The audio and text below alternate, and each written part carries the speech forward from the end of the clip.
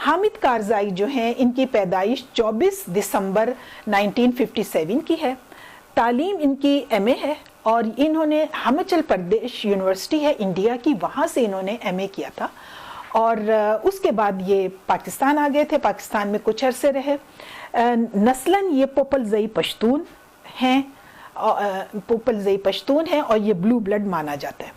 اور قندھار سے ان کا تعلق تھا، سیاسی خاندان تھا. یہ خاندان جو تھا یہ ظاہر شاہ جو آخری بادشاہ تھے افغانستان کے، ان کے بہت فیور میں تھا.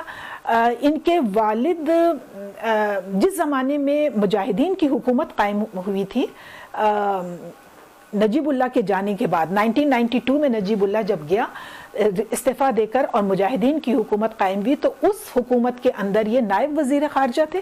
لیکن ان کے حکمت یار کے ساتھ کچھ شدید اختلافات ہو گئے جس کی وجہ سے یہ کابل چھوڑ کے چلے گئے تھے. اس کے بعد جب طالبان کی حکومت آئی ہے 1996 میں، تو یہ خاندان جو تھا وہ مائیگریٹ کر کے کوئٹہ آ گیا. ان کے والد تھے عبدالاحد کارزائی، اور یہ حامد کارزائی اور اپنی فیملی کو لے کر یہاں آ گئے. ان کے 3 بیٹے اور تھے اور ہیں 3 بیٹے، اور جو کہ امریکہ میں سیٹل ہیں اور وہاں پر ان کے ریسٹورنٹس وغیرہ چلتے ہیں. تو یہاں پر کوئٹہ میں بڑے بڑے مظاہرے ہوئے تھے. طالبان جب کی رجیم کے دوران یہاں پر مظاہرے ہوتے تھے کوئٹہ میں ظاہر شاہ کی حکومت کو ریوائیو کرنے کے لیے. وہ جو مظاہرے ہوتے تھے ان کے پیچھے یہ حامد کارزائی ہی تھے. حامد کارزائی بہت بڑے سپورٹر تھے ظاہر شاہ کے. اٹلی میں انہوں نے کئی ملاقاتیں کی تھی ظاہر شاہ سے. خود بھی ان کا پولیٹیکل بیک گراؤنڈ تھا جیسا کہ آپ نے دیکھا. طالبان کی حکومت کے دوران ہی میرا خیال ہے 1999 میں ان کے والد پر کوئٹہ میں قاتلانہ حملہ ہوا تھا جس میں وہ قتل ہو گئے تھے، اور اس کا الزام حامد کارزائی نے ڈھکے چھپے بہرحال طالبان کے اوپر لگایا تھا. اور اس کے بعد ہم دیکھتے ہیں کہ یہ پولیٹکس میں آئے. یہ جو بون ایگریمنٹ ہوا ہے، بون کانفرنس ہوئی ہے 22 دسمبر 2001 کو. بون ایگریمنٹ کے تحت یہ بن گئے تھے حکمران افغانستان کے. انہوں نے افغانستان کا حکمران بننے کے بعد ایک تو انہوں نے لویا جرگہ بلایا، اور لویا جرگہ نے 2 سال میں ان کو کانسٹیٹیوشن بنا دیا. انہوں نے حالات کو بہتر بنانے کی کوشش کی اور تاکہ وہ انتخابات جو ہے وہ کرا سکیں. انہوں نے انتخابات کرائے ہیں 2004 میں، اور وہ انتخابات بالکل فراڈ تھے.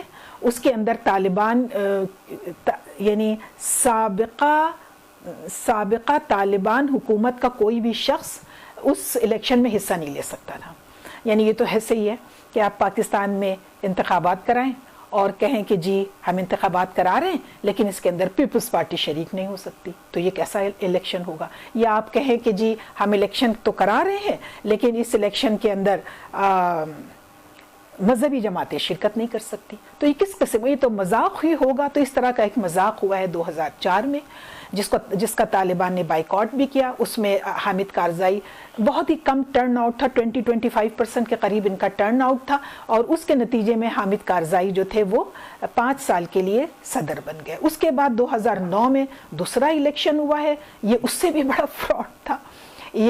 بڑا فراڈ تھا، اور اس کے نتیجے میں پھر حامد کارزائی جو ہے وہ 5 سال کے لیے صدر بن گئے. اور اس کے بعد 2014 میں الیکشن ہوتا ہے. لیکن اب یعنی 2009 کے بعد سے حامد کارزائی اور امریکہ کے درمیان شدید ڈسٹنس آنے لگ گیا تھا. شدید ایک طرح کا رفٹ ان کے درمیان پیدا ہو گئی تھی، ایک کشاکش کی صورت تھی. تو گویا کہ امریکہ حامد کارزائی کے اوپر سے اپنا ہاتھ ہٹا رہا ہے. لہٰذا حامد کارزائی نے مطلب اس الیکشن میں حصہ نہیں لیا تھا، اور 2014 کے الیکشن میں آئے ہیں اشرف غنی. اور اس کے بعد پھر دوسرے الیکشن میں بھی اشرف غنی آ گئے تھے، لیکن ان کو اپنا ٹینیئر پورا کرنے کا موقع نہیں ملا اور دوبارہ سے طالبان آ گئے. جب کارزائی کی حکومت قائم ہو گئی تو دیکھیے امریکہ کو اس سے یہ ایکسپیکٹیشن تھی کہ یہ طالبان کا خاتمہ کر دے گا کارزائی. اچھا ہوا یہ کہ لگتا تو ایسا ہی تھا کہ طالبان کا خاتمہ ہو جائے گا،